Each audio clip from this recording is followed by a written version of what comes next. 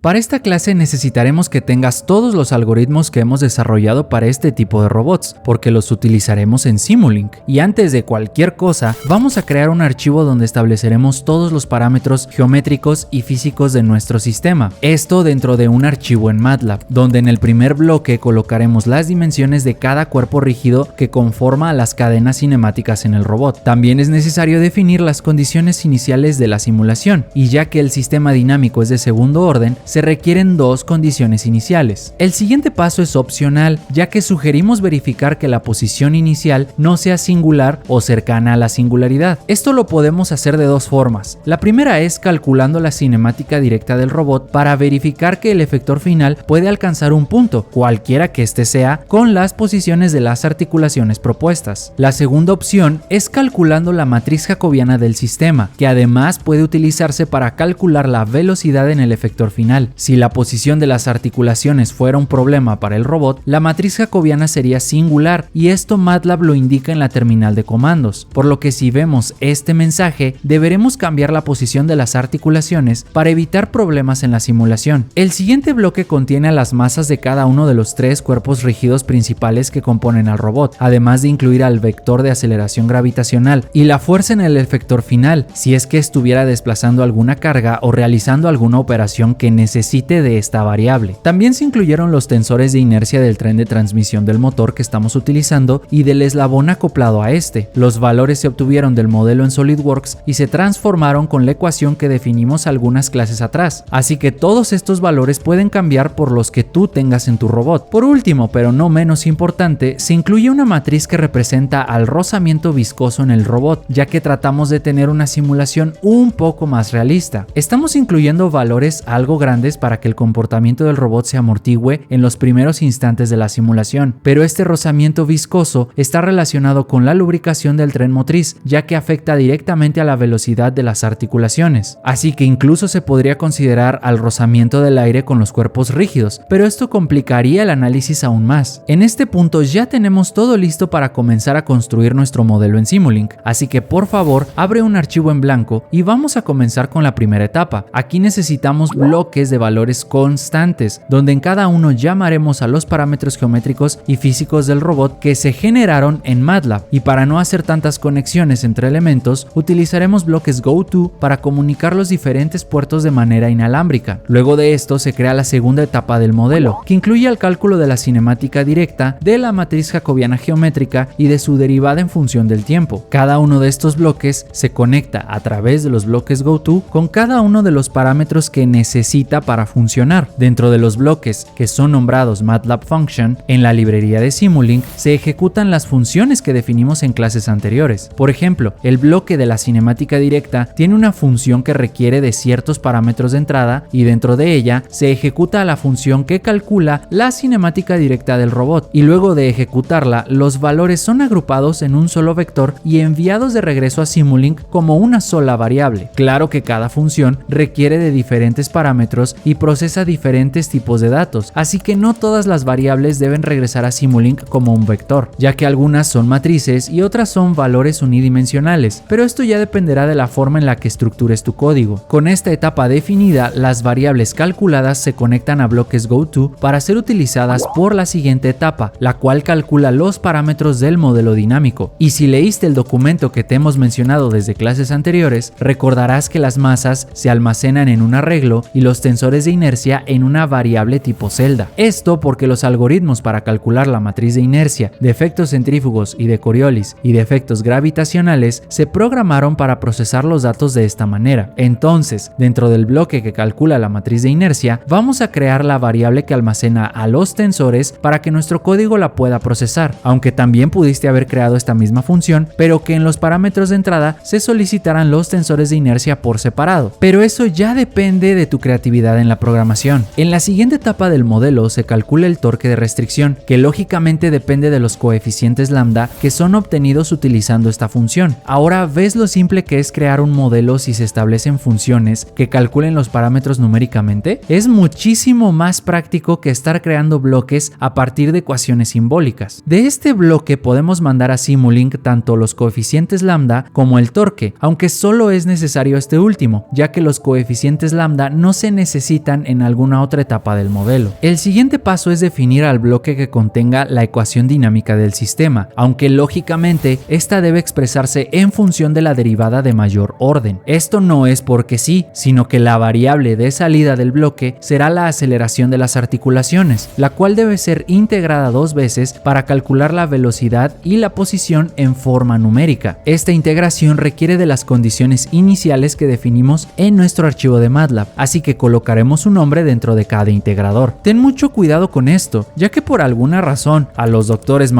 que nunca han tocado ni un robot de juguete, les encanta decir que las condiciones iniciales de un sistema siempre son iguales a 0, lo cual no es cierto. Puede que tu robot tenga una posición y velocidad iniciales, y tu objetivo sea estudiar su comportamiento con esas condiciones. Entonces, por favor, haznos caso y no dejes a estos bloques con valores iguales a 0. Además, también conecta tus bloques GoTo después de cada integrador, ya que los bloques en etapas anteriores requieren de estos valores para ejecutar la simulación. Asimismo, algo muy importante de este tipo de robots es que necesitamos los valores de la aceleración de las articulaciones para calcular el torque de restricción, pero las aceleraciones de las articulaciones requieren de este torque para ser calculadas. Entonces nos enfrentamos a un bucle algebraico, el cual se puede resolver fácilmente utilizando un bloque de memoria. Su principal funcionamiento es establecer el valor inicial de algún componente en Simulink antes de que éste sea calculado. Entonces, utilizarlo con la aceleración de las articulaciones permite que esta variable tenga un valor inicial sin la necesidad de hacer algún cálculo.